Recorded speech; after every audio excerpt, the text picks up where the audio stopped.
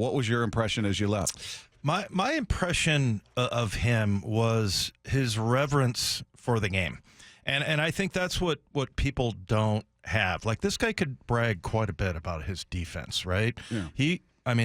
They were phenomenal, and he made it easy. And you talked about it yesterday, like Jadeveon Clowney and, Patrick Queen. I mean, he's getting the best out of those guys. But the thing is that came through, and this is exactly what I get from John Schneider whenever he talks about the game, is humility. This is a huge honor for me. I'm here to coach this team up the best that I can. I don't have all the answers. He didn't say that, but that was kind of insinuated. But I'm going to work my ass off to answer every question and try to get this team in a winning position. But I mean, again, it's just, I don't know. There's so many people that are know-it-alls about the game, and he just came off as the exact opposite of that, and that's what I appreciate. He's an incredibly, deep thinker. He, you can see the way he answers questions. He's trying to, like, okay, he didn't lead anybody any way, like, hey, I'm going to come in here and kill it. That's really what came through, and I love that about people. To me, those are the smartest people. They don't think they know everything. They don't try to dazzle you with a whole bunch of terminology or anything like that. They just are, they're curious, basically, just openly curious. So that's really what came through. Just a very humble guy that doesn't think he has all the answers, and just kind of go through the process right now. I mean, can you imagine? I mean, a week ago he thought they were going to the Super Bowl. Yeah. So now all of a sudden he has to make this transition, and it's pretty happened in just a few days. I mean, you saw his wife was there with Tracy Schneider, and they're showing him the town and things like that. I mean, now they're looking at the new place where they're going to live. I mean, it's pretty overwhelming. So, I think we'll start to peel back Mike Macdonald here and figure out what he's all about a little bit more. But yeah, that's what mostly he sort of exuded, that that reverence for the game. Yeah, the one thing that he said a lot of things I thought were great, and I loved his demeanor. It just made me that much more excited. I can't wait for football to get underway, for them to get out to OTAs and get to mini camp and training camp, and just to hear him and see how he interacts and how he views things. But John Schneider seemed very excited. We were talking before the show. He just seemed almost a little giddy up there. Like he's fired up, and it's cool to see. It's very genuine. But here he is just talking about how they were feeling after hiring Macdonald. So much excitement, right? That's the word for right now. It's been a long process, but I'm so excited for the former players, the current players, our future players that'll be coming in, everybody in the building, the 12s, the Seahawks community. I mean, just everybody. It's the coaches, like the coaches that are going to be coming in here that we already started working on and everything.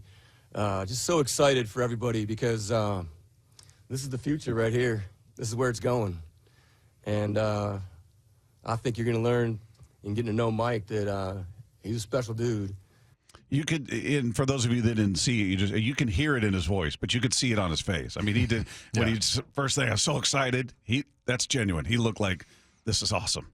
He's kind of like that Chris Farley character, the nervous interviewer that he likes to mimic. He kind of comes off like this is cool, and that's infectious. It's cool to see that the GM is beyond buying in, obviously excited about his hire, but that they seem simpatico, and they talked a lot about how there was just a very comfortable relationship that developed quickly between the two of them. Like, there was just the way they talked with each other, and it was very comfortable. But it's just they released a video yesterday showing, and you sent this to me last night, and I'd seen it on social media, of him walking into the VMAC and everybody out there in the lobby to greet him, and just the genuine joy of some of the higher ups that you don't normally get to see, just big hugs, and it almost looked like there were going to be tears, and it was like they were a reunion with somebody they know, and it came off. It just comes off very well. It's very exciting to see. Yeah, you saw Chuck Arnold, the president, and he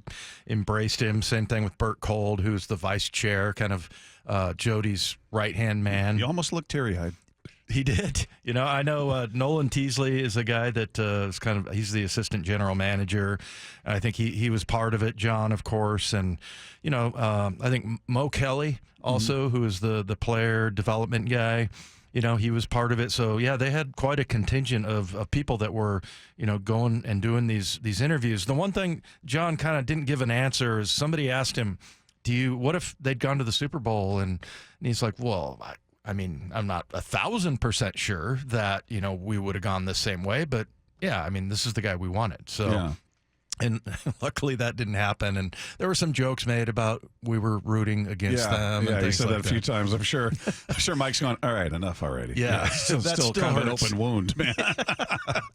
But John, talking about what ultimately led them to making Macdonald the choice. At the end of the day, it comes down to people and relationships and trust. And for this, it happened quickly with Mike. With Mike, I would say that, what I've learned from preparing for all this is that Mike is a learning networker, not a climbing networker. And there's a huge difference there. This has happened quickly for him, but when you sit down with him and you get to meet him, you understand why.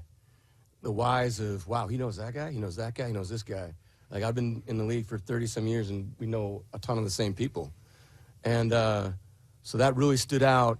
So he's talking about he knows these people because he's like looking for info. He's soaking up info rather than how can I make this connection to get my next promotion. Trying to climb the ladder. Yeah. He's just trying to soak up everybody's knowledge. Right. And that's where he said he's a learning networker. So, and that makes sense to me.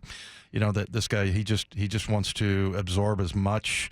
I feel like if I went and told him that we ran the single wing at Worcester High School in 1980, he might ask me to draw it up on the board. And, so yeah, that's the kind of thing I think that really stood out to them. And yeah, he just comes off as a guy that's ready to get to work. And yeah, it'll be interesting to see when we get to know this guy. He's been pretty quiet. I mean, I think other than that one clip we had for Roll the Tape a week ago, this is the first time I've ever heard him speak. And I know that he's back there. I'm sure he's on their local, media all the time. But yeah, he's just very, very quiet guy. And yeah, just humble.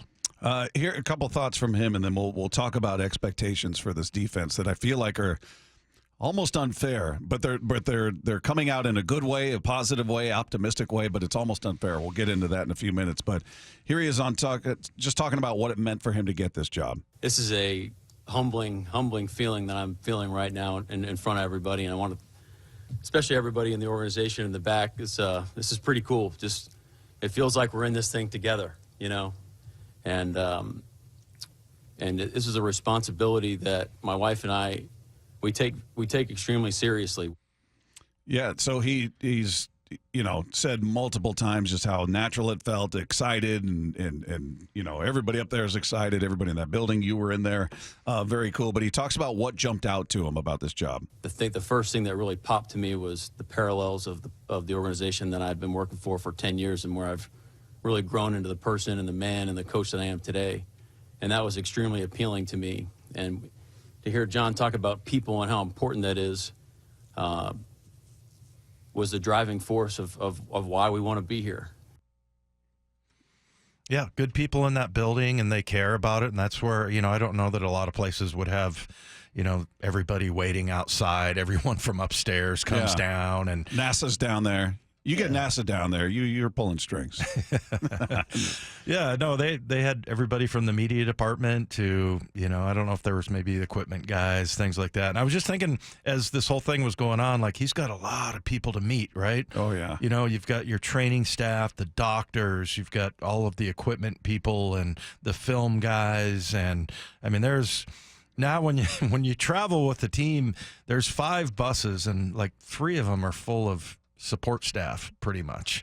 And all the coaches and everything like that. And that would be the question. I was curious to hear. I don't think anybody asked him, but what's going to be sort of the process of hiring your assistants? I was going to ask it, but I didn't know if that was too jumping ahead. Let's just get the introductory thing going here. And and I'm curious if it's going to be like a collaboration with him and John. Does he have some ideas, or is it like, hey, you're the guy, we trust you, get coaches that are like you? Yeah, go for it. Yeah.